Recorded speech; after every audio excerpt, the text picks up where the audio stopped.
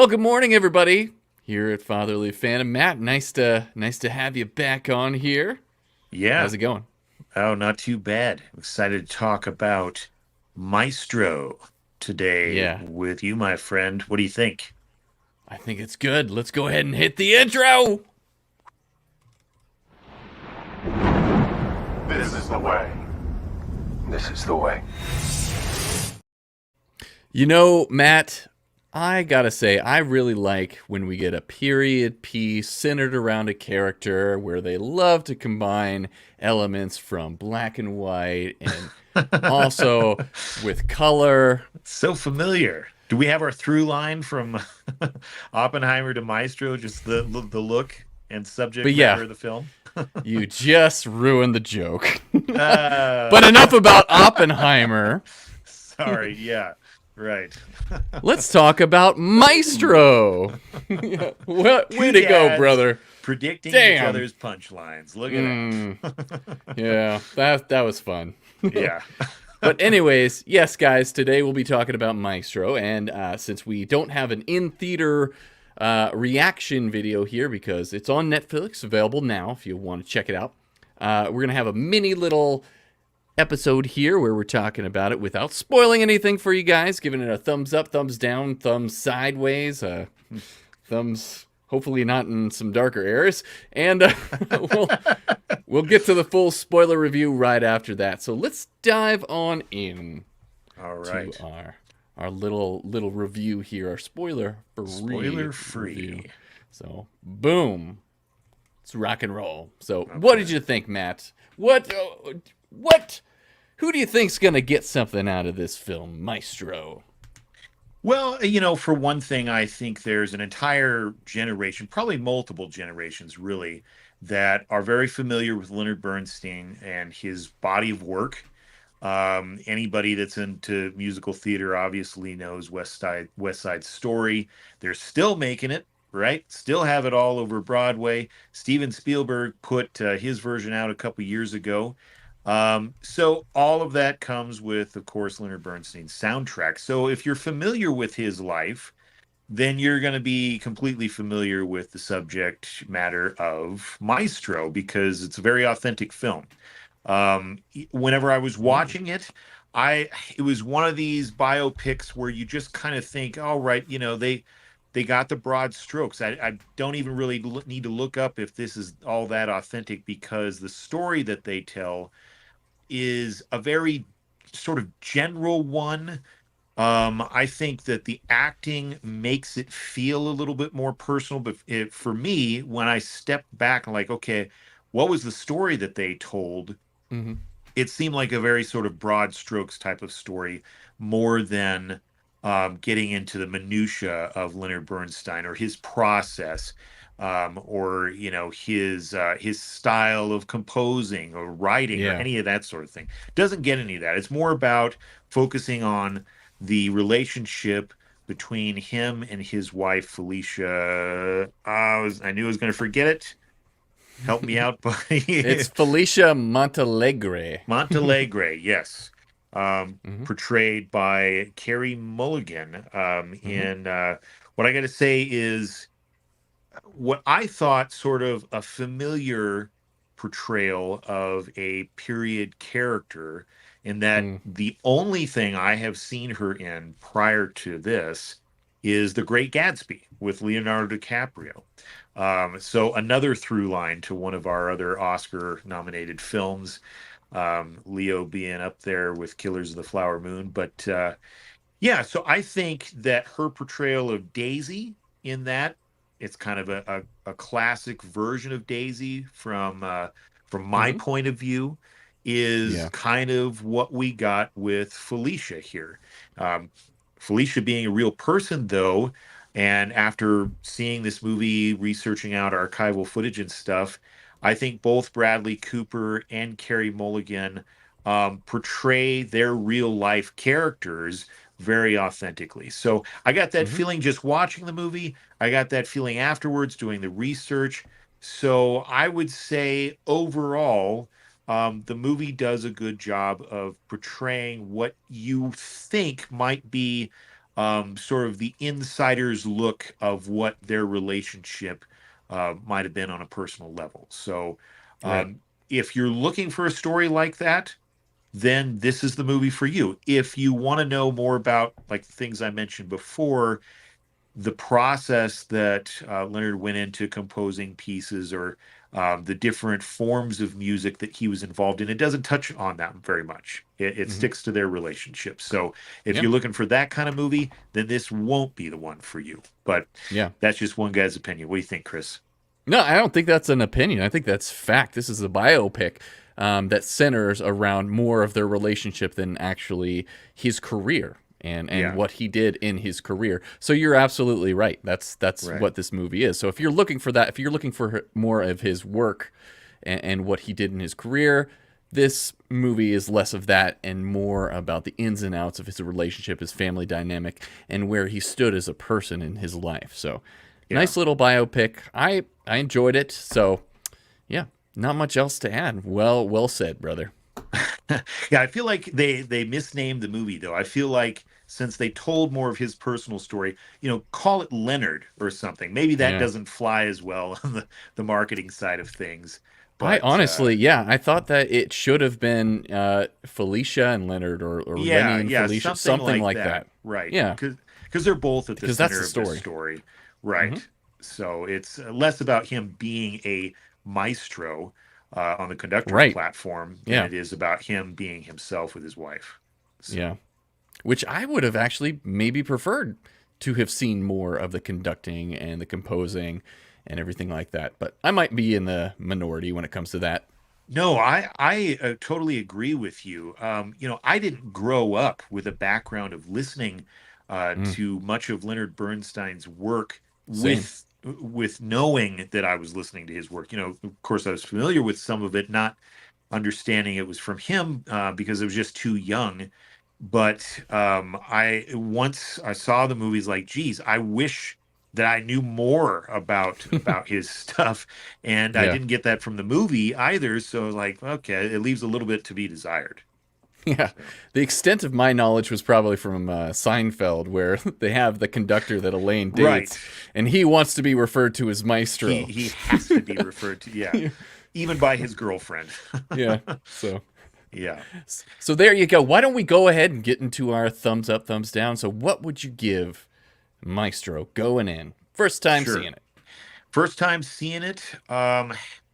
This was a really hard one for me. I wanted to give it thumbs right in the middle, Mm, in mm. that it Oh, wow. started out as a very, very authentic feeling love story. Mm, And the cinematography was interesting. yeah. The use of the different film stock gave it a very artistic flair.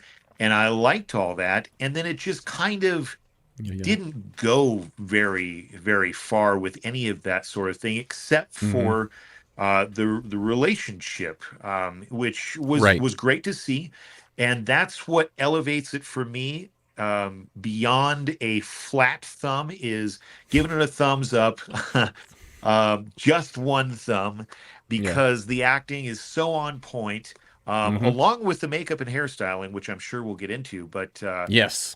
Yeah, we got Because some of good stuff. those yeah, because of those things, I think that it elevates it to an Oscar worthy film. I don't think Yeah. best picture, but we'll get into that as well. So I give it a thumbs up. What about you, Chris? Just for the nostalgia factor about old movies and everything and kind of how it emulated that, especially in the beginning of the film, Very true. Yeah. was very spectacular to me, and that alone will give it a thumbs up for me. Yeah. When it comes to this film, the acting, of course, Bradley Cooper once again brings it. Guy is stellar. He continues to become better in his performances as he goes along. Directing this film as well, taking that on, Yeah. also awesome. And that's got to be such a hard job. Like, not a lot of actors get to do that, where they're the primary character in a movie, acting Right. their butts off, as well as directing behind the scenes, making sure everything comes together. Does a great job with that. The cinematography was good. I loved how they filmed this movie.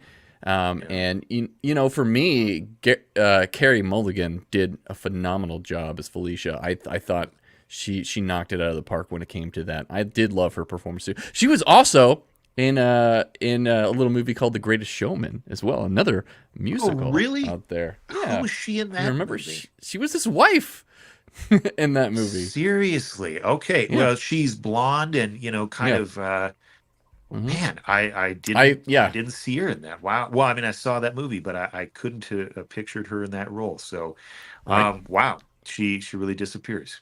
So so there you go. So for me, I'm giving it a thumbs up as well. I do think it's worth watching and everything, and I think it's gonna. And for me, knowing that the story is centered around their relationship more than his career, I think that on a Yeah, second viewing, I would appreciate it just a little bit more, just knowing that information.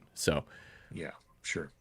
So there you go. Is there anything else we want to discuss in the spoiler-free review before we get on into the nitty-gritty? Not without giving too much away. Again, if you're familiar with his life, then there's really you have it spoiled already. So, but Right. if not, if you're unfamiliar with it, then yeah, give the movie a try and see what you think. Let us know in the There we go. comments. Let us know. So everybody ready? We buckled up and ready to go for I think this. so. All right. Get us there. Let's go. How long do we have to do this for? Well, we need to build up a very strong connection. Okay.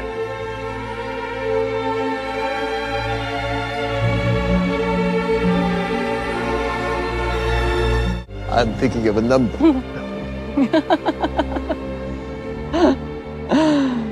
Oh, I don't know. 9, No, 5. no, you have to think.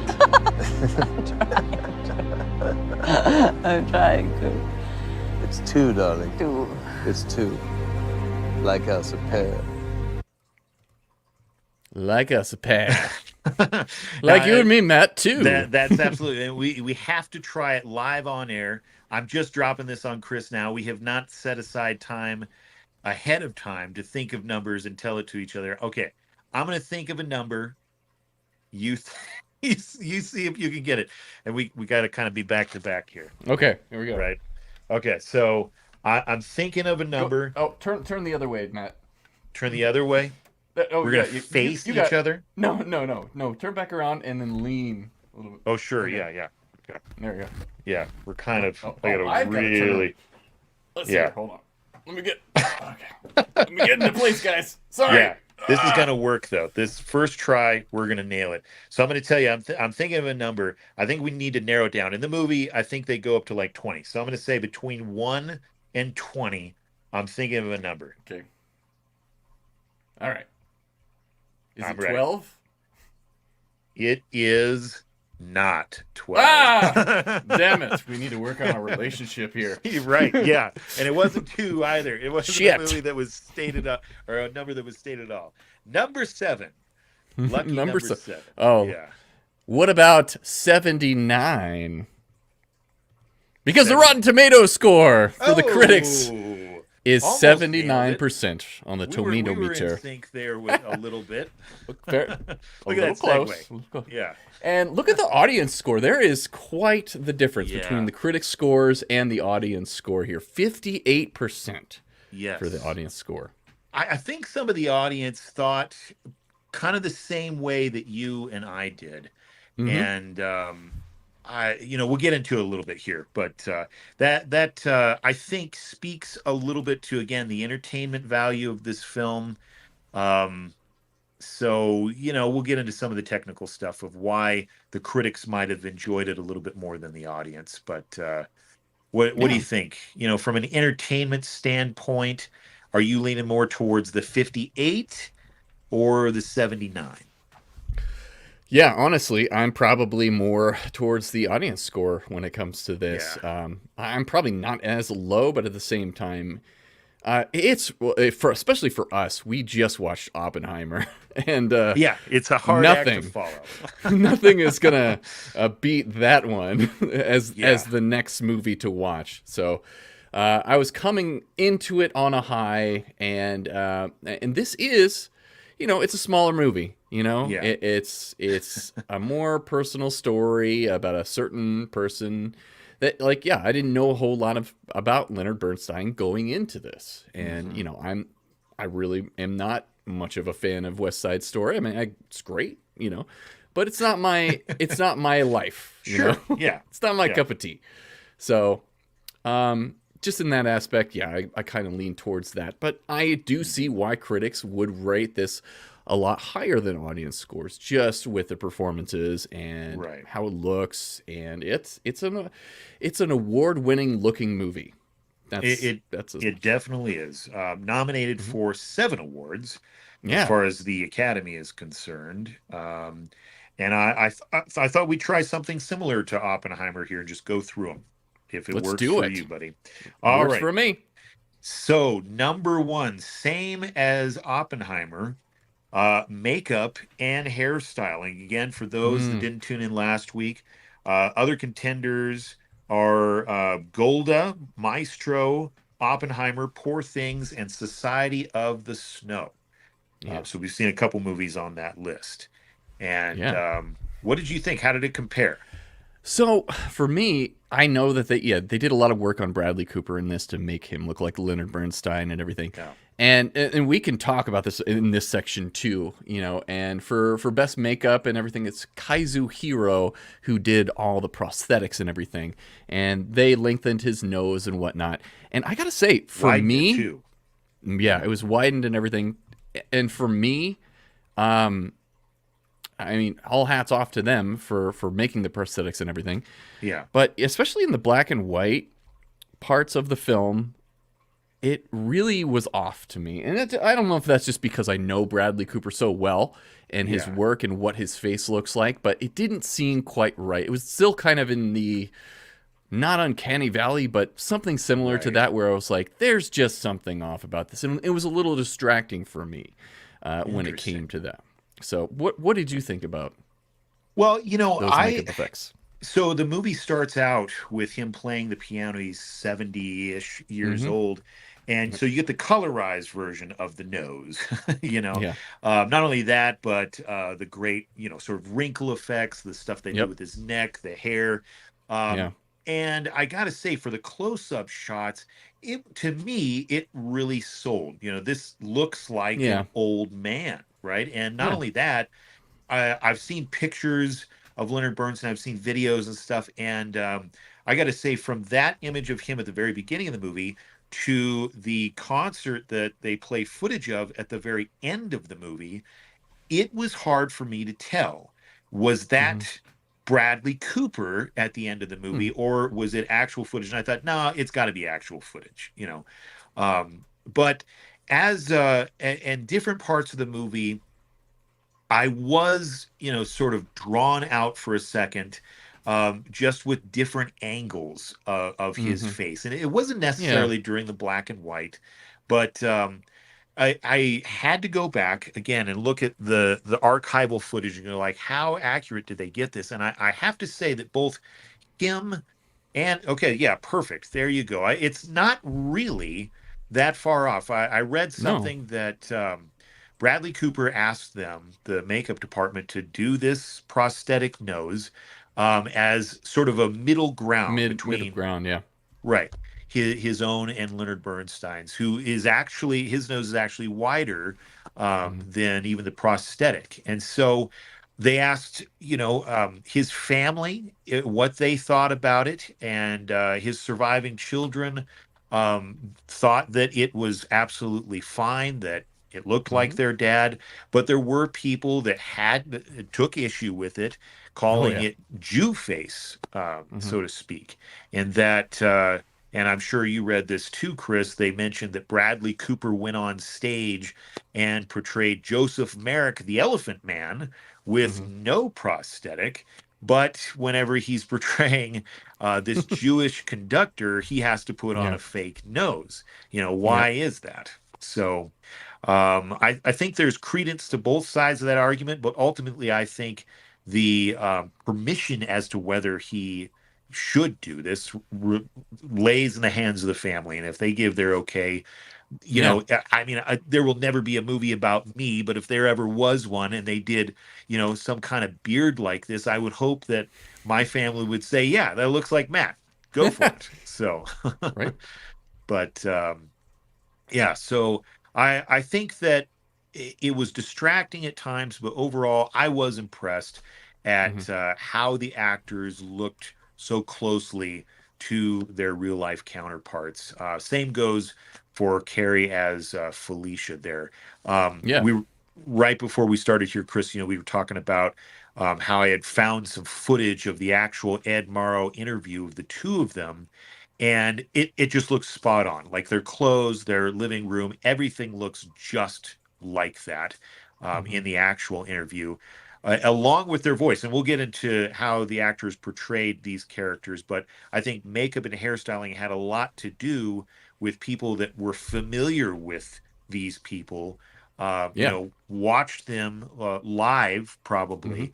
And, that they could look at Bradley and Carey and see Leonard and Felicia instead. And so I think if that's what it did for some people, then it worked. It worked for me.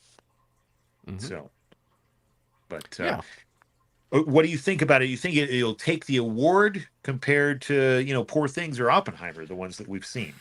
That is a great question. I still think that Poor Things probably has it when it comes to makeup for this one. So yeah, I mean they did a great job in this one too. So and I feel like it is on par. I think that this movie Maestro probably did it a little bit better than Oppenheimer. So if I was to rate all three of them, I'd say Poor Things is definitely at the top. Maestro is a close number second, and Oppenheimer's third on that list. Yeah, I completely agree with you.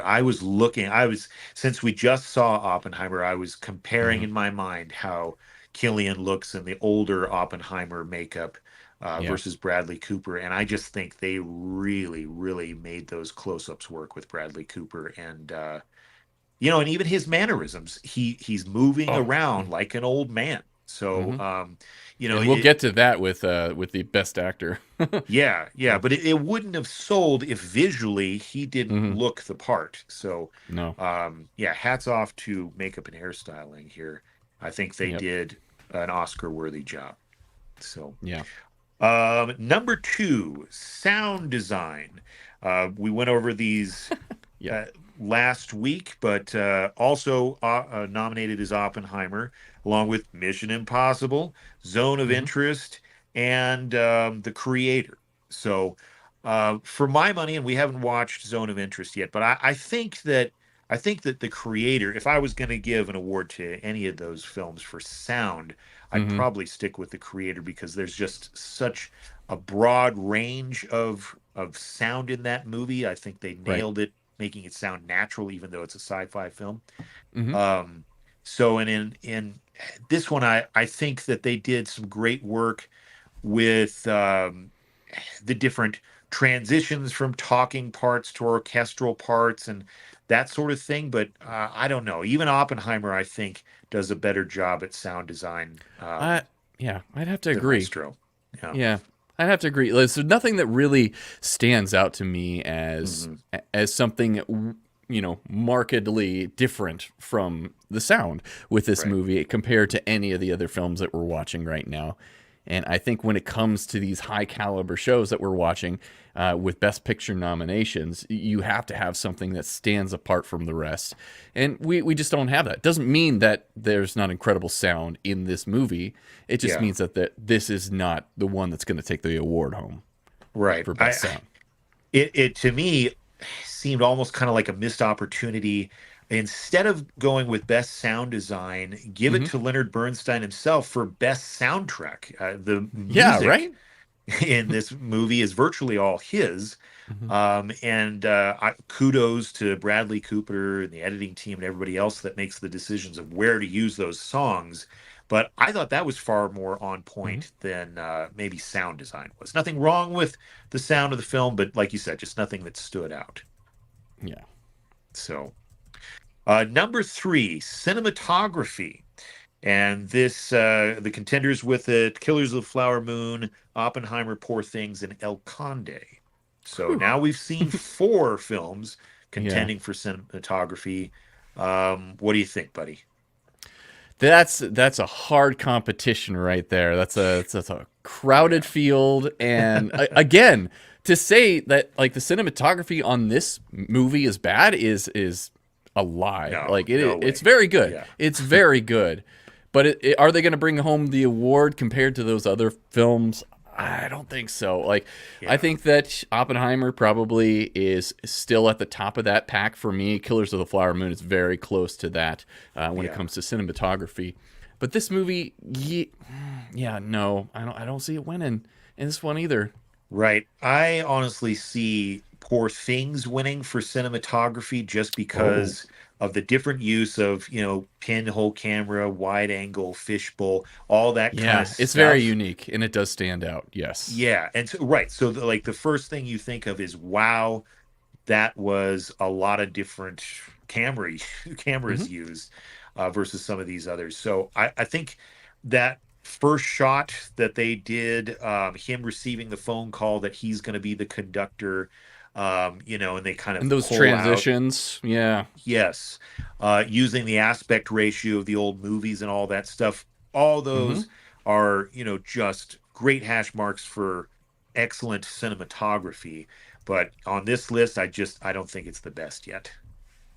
Yeah, agreed. And again, like there are some amazing shots in this movie, but compared to these other films that are bringing their A games as well, this is the cream of the crop. So, yeah, don't think it takes it home. Well, and last week when you brought up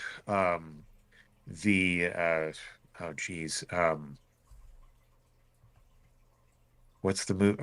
Why am I forgetting one of the most highly rated movies of all time? Orson Welles. Citizen Kane. Kane. Freaking memory is lost there. Welcome Alzheimer's, to Fatherly early Fandom, guys. Alzheimer's. We're old dads. Showing our age. But, speaking of Orson Welles type of cinematography, that shot in the theater pulling out of his room was right up Orson's out there. alley. So, so great cinematography. Number 4, best original screenplay, not adapted like last week with Oppenheimer. The other contenders here are The Holdovers, which we haven't seen yet. Yep. May, December, which I've heard great things about. And on the snubs list, it was high on that list for why in the world was it not nominated for other things. Past Lives, we'll be getting to that one. Anatomy of a Fall, and Bradley Cooper and Josh Singer for Maestro. So, what did you think? How do you write a movie like this where the dialogue between two people sounds like you're literally just sitting in the booth in front of them in a restaurant and hearing them talk to each other behind you? I mean, it sounds that real. It does. It sounds like two people on a date. Yeah. It really does, and you got to give them credit and props for that. It did sound organic. It sounded real, but at the same time too, I just love the dialogue between them, especially in the beginning of the movie, and how it invoked like these old time movies that I very much cherish and everything. Frank Capra movies and everything. Like just the dialogue between characters in those movies, like we get on full display in the beginning of this movie, and I love that. So like I think they did a great job. People really referred to each other as darling that much. As darling, yeah. Everything about that just seemed like, oh man, I wish the entire film honestly was that. Yeah, same. I don't know why it had to go into color. Like it could have been so cool as like you said, that Capra-esque type of movie. And it goes to darker places than Capra usually takes his audience. But I thought it was just charming as hell.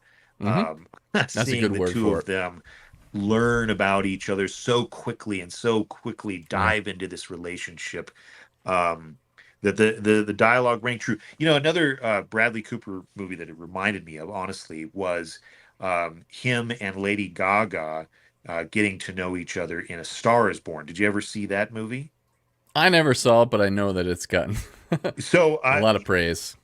Yeah, I will say, if you enjoyed his dynamic with Carey Mulligan here, do yourself a favor and watch that movie. It's actually, to me, it's the superior film. It's a movie that's a classic. Honestly, that movie has been redone I think Bradley Cooper's was the fourth rendition of it. So it is based on an old, like 1930s plot line. But and they don't really change many of the major beats. They just set it in a modern day era. So the same kind of quippy, very natural feeling dialogue of some of those old movies, and now a movie that we just saw here, Maestro, is all through A Star Is Born, and it rings true. It really sells the emotion, and in that movie in particular, the emotional connection between the two main characters is everything. So yeah, I think that Bradley Cooper did it again. He's kind of done a trilogy of relationship movies, right? With Silver Linings Playbook, A Star Is Born, True. and now Maestro. And so I think you could watch all three of those movies and get this same kind of feeling from it. But that's just my opinion. Yeah, all movies with high accolades too. So yeah. Well, I know him and Josh Singer paired up for A Star Is Born. Not they didn't do Silver Linings Playbook, but I think that he's found a partner that really complements him in the writing. And I think I don't know. I mean, compared to the other movies on this list, will he get it? It's hard to tell without seeing some of the others. We really don't have a comparison yet. But by the end of this Oscar Odyssey, we will be there. So we'll see. Yeah, we will.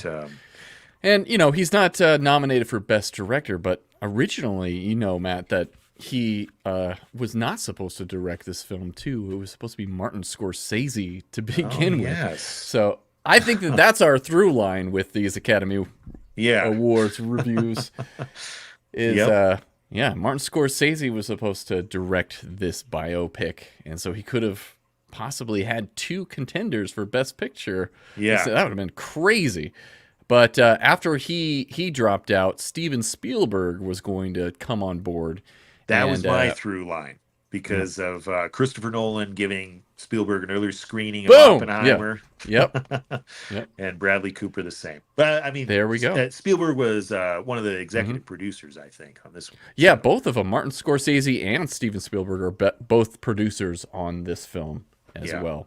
And so they brought Bradley Cooper on to be the role of Leonard Bernstein, and then he was like, well, after Steven Spielberg dropped out, he was like, well, let me maybe take my hand at directing this movie too. Right. So, and that's how we got him. So, no, he's a guy that continues to show his range, and I know that he does a lot of projects centered around some personal experiences of his.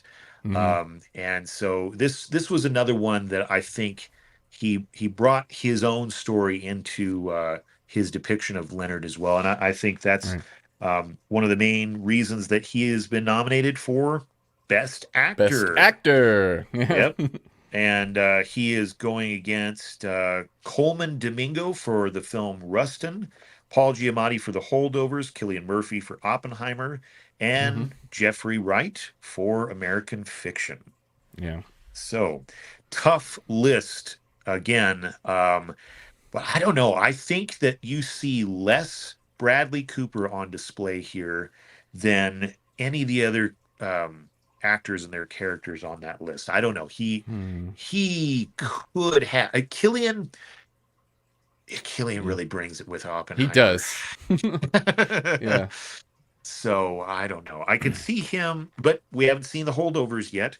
I could see him winning out versus Jeffrey Wright. Not that I don't enjoy Jeffrey Wright's depiction in American Fiction, but I think that as far as a departure for the actor, this is different than what Bradley Cooper has played in the past. He keeps challenging himself like that. He does. And I think he really brings it home. You see Leonard Bernstein. It reminded me of Daniel Day-Lewis in Lincoln. You just don't see Daniel Day-Lewis anymore. You see Abraham Lincoln up there. And I love whenever an actor disappears like that. It's great. You see the actors that and love in movies that they're very good in. But it's like, oh, that movie stars Tom Hanks because I want to see Tom Hanks. Yeah, exactly. But the greats are also the ones that can disappear into those roles, as Tom Hanks did in Forrest Gump and many other movies. Nothing wrong with that guy at all. But so, what do you think? Does he have it over Killian? You think? So hard, but yeah, he definitely has been flexing and showing off his chops in his acting career here, and he's growing. Definitely. I don't think that Bradley Cooper is at his peak yet. You know, I think that he's still got a lot Every more new film, to do. you're just like, whoa, Yeah. didn't see that one coming. And the only reason I say that is because he continually improves and he wants to improve. And I've seen interviews where he would talk about this. He's like, I want to get better at this. I want to continue to go to the next level with my craft. And so I really appreciate that. So I don't think that he's at the top of his game just yet. And that means that he's going to go even further, that he's going to have some phenomenal performances, hopefully, in the future. But you're right, he does dissolve into this character and he becomes Leonard Bernstein. And like, for me, it's so hard to judge between him and Cillian Murphy, but it is a toss up at this point. You know, I can see exactly what, you know, he's doing in this movie, but at the same time, it's just like, I feel like Cillian Murphy had the tougher job at presenting Robert Oppenheimer in that movie compared to Leonard Bernstein, even though they're both incredible performances. How do you judge the two? How do you come to that decision at the end of the day? This is probably the hardest category, I think. No, it is the hardest category. I'll revise that. For me, to say which one's going to come out on top, I'm still leaning towards Cillian Murphy, but it is close. You know, I could definitely see Bradley Cooper bringing home the Academy Award for Best Actor in this. So I got to admit something here, and it goes towards his performance. But I actually broke down a little bit. I'll admit it here live that whenever he has the second scene with his daughter on the phone, you know, we've already got the great scene where, I mean, it's not great circumstances, but he lies to her and says it's people being jealous. That's why there's all this rumor going around.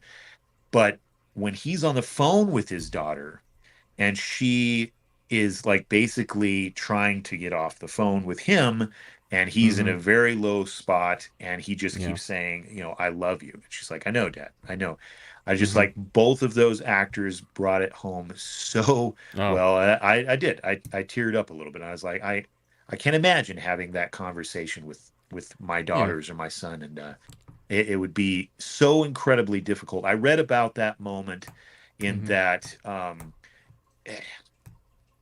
they don't know necessarily, since these are very private conversations, if his wife asked him to lie to his daughter when Jamie, his daughter, came and asked him about the rumors about his sexuality. And he did lie. He did in fact say those things to Jamie around that time in her life, and she's written a book about the experiences. And she says, I can't see my dad doing that on his own. He strived for honesty and integrity. And so the fact that, you know, later on, of course, he copped everything.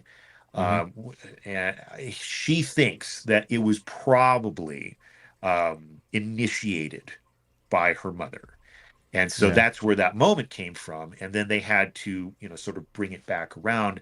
And the phone call scene, I don't know if it's an authentic one lifted from history, but many conversations like that occurred between Leonard and Jamie. And so it just killed me. It just like I just felt absolutely crushed in that moment. And it reminded me of Oppenheimer and his wife in the forest, you know, when he's learned about Gene Tadlock.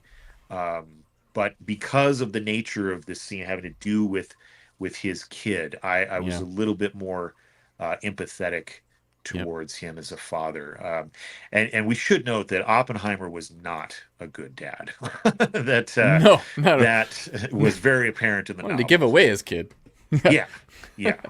So Yeah, so you did feel the love between them and everything, and I don't know if we said it or not, but that his daughter was played by Maya Hawke, which is lovely. she did a great job. Ethan Hawke and Uma Thurman's daughter, right there. She also plays in Yep. Stranger Things, does a phenomenal job in that too. But yeah, great performance. But yeah, you really do. You felt a lot of heart when it came to those scenes and everything. And I think it probably hits you and I a lot more because we both have daughters and we have that sort of a Yeah. relationship where, we want to be close and connected and honest with our children. And Right. I agree. When it comes to Leonard Bernstein, even in the movie, like he's very open, a lot of the time in the movie. Like, you remember when he's seeing his friend, he's like, and he sees their baby and he's like, I slept with both your parents and everything right out in the Yeah. open, and he kisses them. And So I read about that too. Yeah. That is lifted straight from history, but not just when she was a baby. That used to be an ongoing joke that, Jeez. that he would tell her throughout Yeah, her life. I know. Yeah. Like that's a little awkward, but he was Yeah. that kind of guy, like you said. But it rings true because a lot of musicians out there, a lot of people like this are very eccentric and just different and think differently than a lot of us and are open like that and uninhibited when it comes to things that most normal people are not. And I speak with experience because, like, my father was a conductor and director and everything else, and he very much was an interesting person. So, and it reminded me of him. I was going to ask you about that. Did he talk about Leonard Bernstein at all, or Not much, but yeah, it was there's kinda a that lot of day my it dad in there. passed, right? Yeah. When Yeah. we were around and old enough to understand about music and that kind of thing. But True. I was just wondering if that was ever brought up. But well, we cannot, of course, speak about Bradley Cooper's great portrayal as Leonard Bernstein without, of course, going to the next category, Best Actress, for Carey Mulligan portraying Felicia. I've already forgotten the name again. Montealegre. Montealegre, yes. Yes. What was she? She's of Costa Rican descent, right? Chilean. Yeah. Yeah, Chilean, yes. Right. And that's So- another issue too. Is she's a British actor, and so people had a lot of problems with that for her portraying a Chilean person. Yeah. You know, I mean, when she- I get both sides of the argument. It's like there isn't enough jobs in Hollywood for minority actors, and so you have to create roles, give them roles that that you give everybody else. But at the same time, she's an amazing, amazing, amazing actress and does a phenomenal job. And you watch those interviews with Felicia, and Carey looks and talks just like her. Oh, yeah. yeah. There's a reason why she's nominated for Best Actress in this movie. Yeah. Not only that, but when she goes through, I haven't. Let me get back to that. I haven't mentioned the other contenders that she's going against. We've talked about them before, but just so everybody's familiar: Emma Stone for Poor Things, Lily Gladstone, Killers of the Flower Moon, Annette Bening for Naiad, and Sandra Hüller, for Anatomy of a Fall, which we'll see next week. But no, I think not only was she charming as a young woman falling in love with Leonard, the authenticity that she brings to the performance of somebody that is reaching their boiling point over the course of decades was a sight to behold. She does an amazing job delivering that kind of weight as each scene goes by. Just it's getting harder and harder for her. And then, of course, she gets cancer. Like, just to throw just the hell that she's had to go through in this film. Yeah. And so seeing part of that in my own life, not only do they make her look and sound the part of somebody that is going through breast cancer, but the little thing like the spitting into the cloth, that is something that commonly happens, and it's something. There's all sorts of things that happen with cancer patients, not just breast cancer patients, but that are things that none of us want to talk about, things that none of us want to remember, things that Yeah. we don't even want to think about the experience because, it's just it's very difficult. It's very difficult to physically fight through that, and to show a part of that. They don't spend a lot of time with her having cancer because she loses the battle, unfortunately. But to show those little pieces of it too, like it's hard for her to even receive visitation from her friends because she's going through such a demanding physical thing. And Carey Mulligan just does a great job portraying that. She really does. And throughout the film, you just can't help but feel so sorry for her, and what she's going through in this, and that she truly loves Leonard. Like, she loves him to her core, and the despair that you actually see in her eyes throughout the movie. There's like one scene in particular where like she went on a date with somebody, and other than Leonard. And come to find out, the guy she's on a date with is interested in another guy. And she's just like, I have a certain type here. Yeah, I really do know how to pick him. Yeah. And just the scene after he conducts the orchestra and Leonard sees Felicia on the side, and he's like, why are you here? And like she holds on to him and is like, there's no hate in your heart and everything. Just beautifully done, and followed swiftly by the diagnosis for breast cancer right after that. And it's just like, oof. So the things that this character had to go through and how to portray that, as Carey Mulligan did, is phenomenal. She did such a good job. Now, will she actually walk home with the award in this?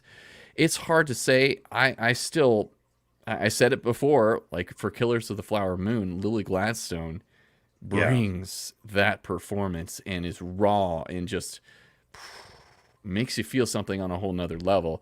So at the end of the day, for me, I still do think that Lily Gladstone is going to walk home with this award as Best Actress. Well, and as we've gotten further into this watch list, I've begun to see why Margot Robbie isn't on this list. Not that she didn't do a great job as Barbie. She really, really does. She really brings emotional weight to a freaking plastic doll as a character.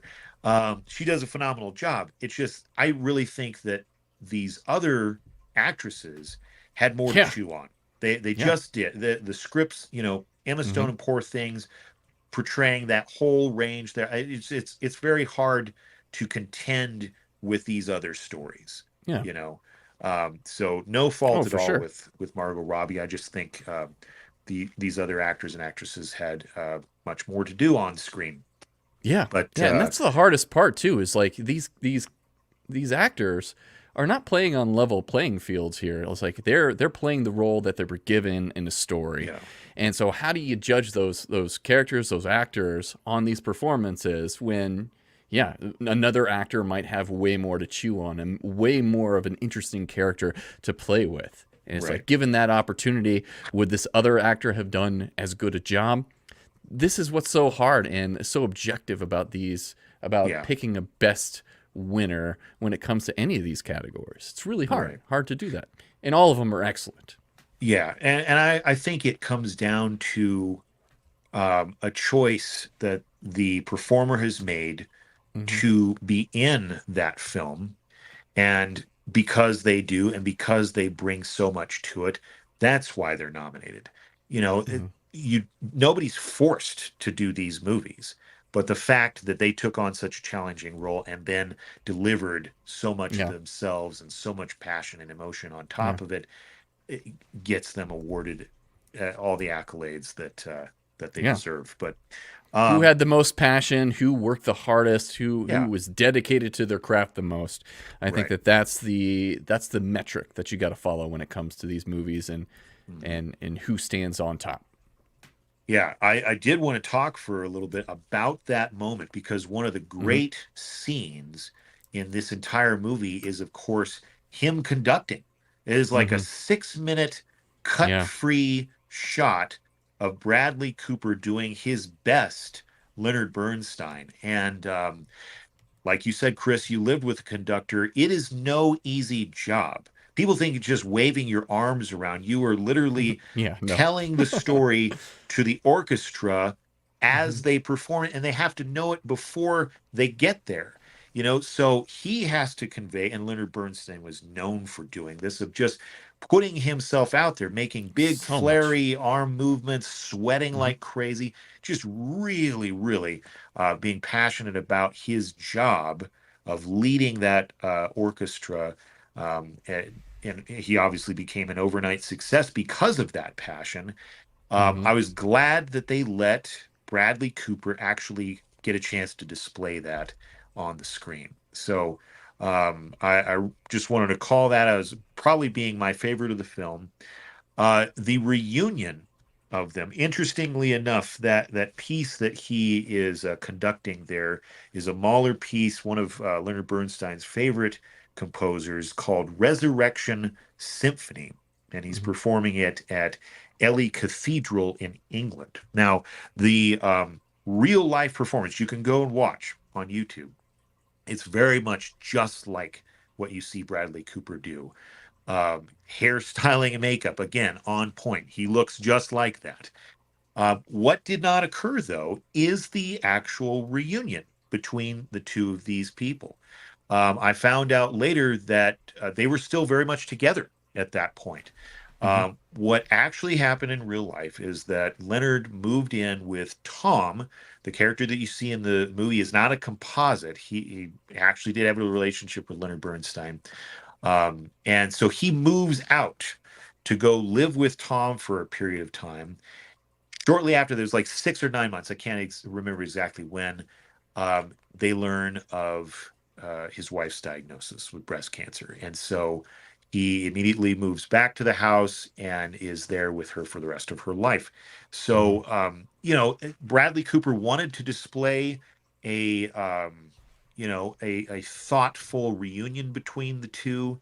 Yeah. And I think that you could argue, does it show her coming back to him versus him coming back to her? Is the scene weighted a little bit different because in real life he Mm. came back due to the cancer A little bit. versus the other way around? But I can see why they would put it together. It hits hard in the movie, and Mhm. so in that way it works. Yeah. So And for my money, it's both of them coming together yeah, in that moment, not one or the other. And that's kind of, I think that the reason they probably needed to change it was because of how this movie is centered around their right. relationship and their challenges and their eccentricities and what Mhm. they care about. Because at the end of the day, I truly believe, like, and I'm sure, you know, this is true, that those two love each other very much. Yeah, Doesn't really matter if, you know, I don't condone stepping out on your partner ever, but right. for them and what they had to deal with coming together like that was to show that this is real. Like this Mhm. thing between us, this friendship, this love that we've shared for years and years and years is a real Yeah, thing. right.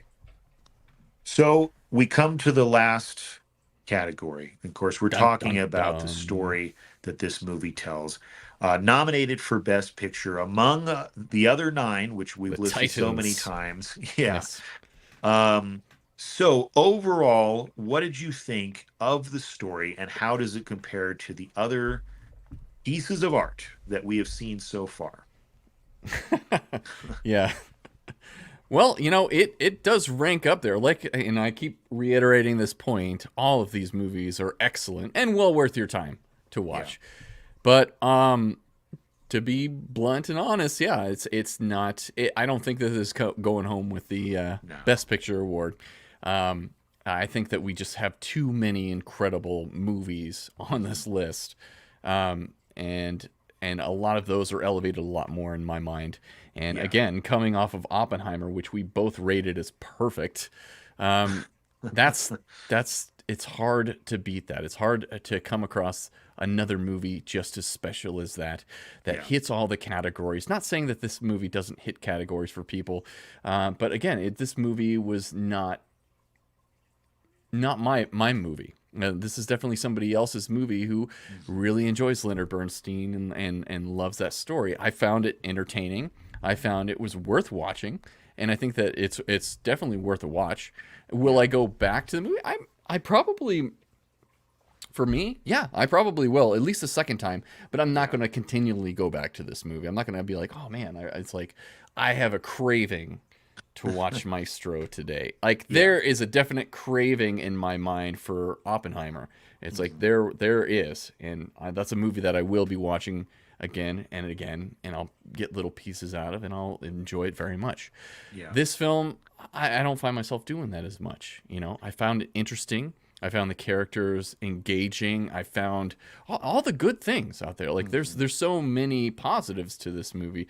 The performances were amazing. I love the cinematography, but at the end of the day, it just falls a little bit short of what we've gotten so far as we've watched these Academy Award nominees for Best Picture. Right. So, yeah, I enjoyed the story of the movie. I don't think that it's Best Picture, but I also feel like we've seen this movie before, right? A couple years ago, we had Rocket Man come out. It's about an authentic historical musician that's dealing with his homosexuality, has a wife, dealing with his love for her, and dealing with alcoholism and substance abuse, you know. And then after that, we have Bohemian Rhapsody. Same All of thing. those things can be said again. Yeah. And I personally found both of those other two films more interesting than this one.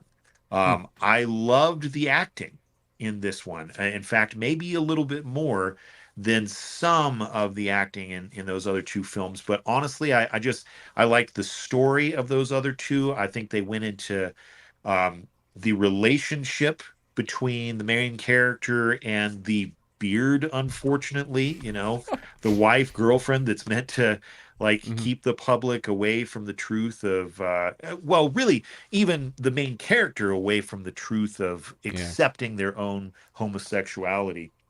But I think that those other movies also threw in stuff about the music, which I didn't think there was enough of in this film. So True. I think it lacked in that area. Yeah. So I like you said, I probably won't be watching this movie again. I found the main relationship charming, but it just didn't hold a story for me. There wasn't a whole lot of actual story happening, you know, other than a couple gets together, they fight, and then one of them unfortunately dies, you know? And I just felt like those beats are kind of cliche in these types of movies now, and we could have seen a little bit more to make it unique and make it feel like its own. And it did make me want to go back and rewatch A Star Is Born, which I did, and I liked it even better. So I would say if you feel at all like you're curious about that movie, do yourself a favor. I've said it already, but I'll emphasize it again. So but and speaking of the unique, I'm just watching these movies in a row. I'm starting to think it's like why do we keep playing off of the black and white and then going into color and everything? It's like every single Best Picture has to do this. It's like it sort of loses its magic after a while. And I know I know why they did it for Oppenheimer. I know why they did it for Poor Things, and they did it beautifully for those two things, and they had separate reasons. For this one, it was a little bit less of a reason and more of an artistic choice. And like we said earlier, I would have appreciated it all the more if it was just black and white throughout the entire film. I don't know why they switched. It wasn't necessary to switch. I think it was just like, and I think I'm grasping at straws here, but I think that the reason they switch is like they kind of, you know how they did it in WandaVision, how they would change the medium up with the as era. it progressed. Yeah, I think that this is the same thing. Like throughout the era, like you get to the 70s and you have that granular, colorized, Technicolor view at that point in time, and then it gets more realistic as we go along in the story coming up to modern day. So I think that that's why they were doing it, but it really doesn't play to the story or what we're what we're actually watching. So it doesn't relate as much. It's too separated for me when it comes to that. Yeah, it's really such an intimate look at him and his wife's family, and him and his wife's relationship, and with his family, that there isn't a whole lot of period nostalgia going on. You know, you very rarely get sort of a wide shot of any kind of period locations.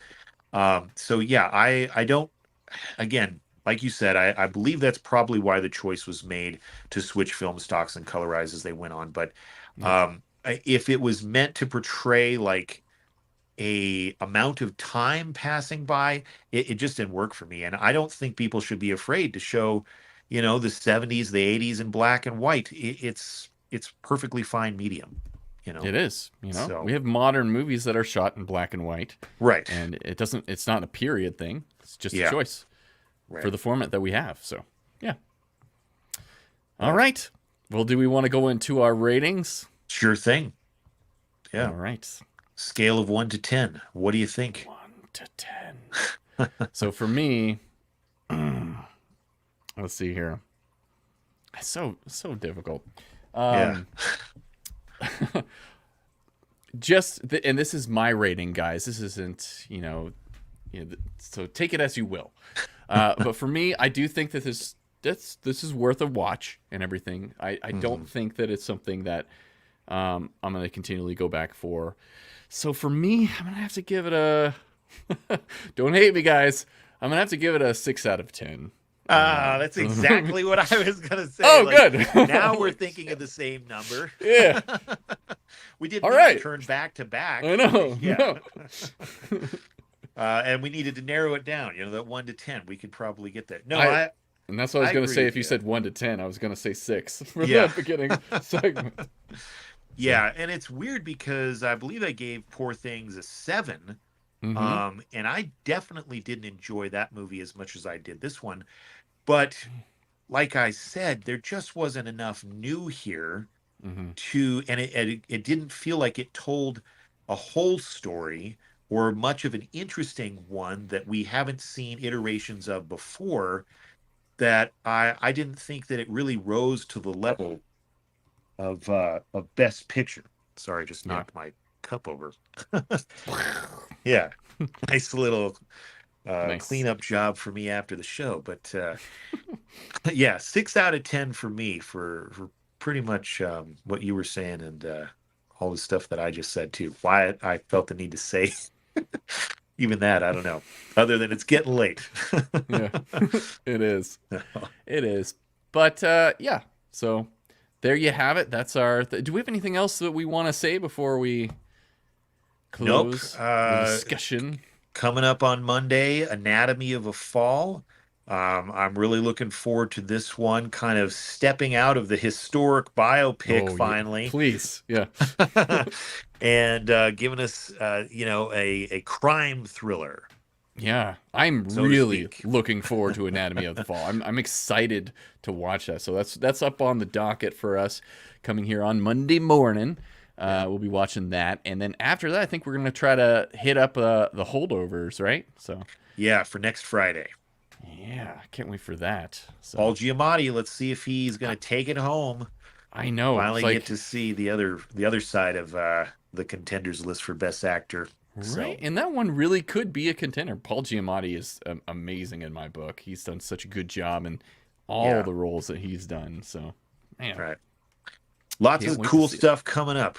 So, yeah. If you haven't hit it yet, I don't know why you're listening to us this long without hitting the subscribe button. So please do so. And check us out on all our feeds there. You can see wrapped around the screen. All over there. And I'd like to thank Attack on Show. He showed up today. He said, I have to be honest, I haven't even heard of this movie. You know, if I wasn't covering the best pictures, I probably wouldn't have heard of it either.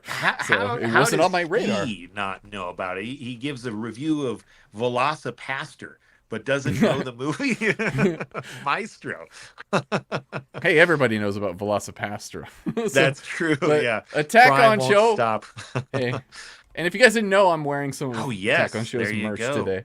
Absolutely. Feels like he needs to check it out. I'm glad that we got you got a Yeah. suggestion for you on this. So Yeah. give it a whirl. So Yep. So Let thanks us for know what joining you us, think. Attack on Show. But yeah, you can catch us on all the different platforms: Twitch, X, Twitter, Twitter, Facebook. TikTok, and basically like TikTok. We've just been putting our short little at the theater reviews on there, so you can check those out on the TikTok channel for that. Instagram, Facebook, YouTube, of Yeah. course. And so yeah, it's been a lot of fun. Thanks everybody for joining us. And if you're catching this later on our YouTube channel, so hope you enjoyed the broadcast here. Go let us know what you think of Maestro too. Leave us a comment. Let us know what you thought about it. Where you stack this with the other best picture contenders. Yeah, what's too. your pick out of the ones we've talked about so far? Or maybe you think we haven't Right. seen it yet. I'd love to know. Which one of these is best picture?